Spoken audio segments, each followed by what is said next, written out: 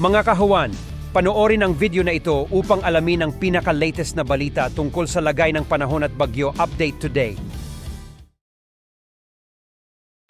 Kagabi ng alas 10 or 10 p.m. kahapon ay nakapasok na nga ng ating Philippine Area of Responsibility itong low pressure area na ating minomonitor. At yung latest location natin as of 3 a.m. today ay nasa layo na ito ng 695 kilometers silangan ng Butuan City sa Agusan del Norte.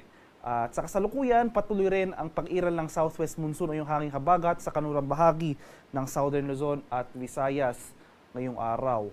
At dahil sa pinagsamang epekto nitong low pressure area at ng hanging habagat, asahan natin na makakaranas tayo ng mataas na tsansa ng mga pag-ulan sa ilang bahagi ng ating bansa.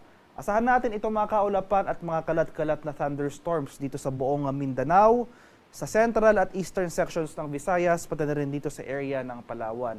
Mas maaliwalas sa panahon dito sa Metro Manila at sa lalalabing bahagi ng ating bansa ang ating inaasahan, maliban na lamang sa mga tsansa ng biglaan at panandaliang buhos ng ulan na dulot ng localized thunderstorms. At inaasahan nga natin na itong low pressure area na ating minomonitor sa ngayon, mataas ang tsansa na maging isang ganap na bagyo or tropical depression within the next 24 hours. And in the event na maging ganap na bagyo na nga ito, ay bibigyan natin ito ng local name na Enteng.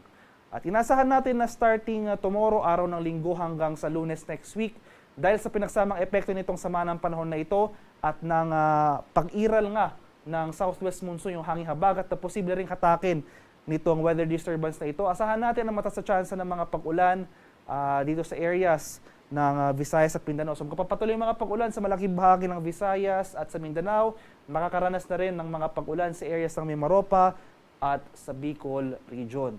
Pagsapit naman ng Tuesday at Wednesday next week, bahagyang aangat pa northward yung mga pag-ulan na ating mararanasan. Unti-unti na mababawasan yung mga pag-ulan sa bahagi ng Mindanao at ng Visayas.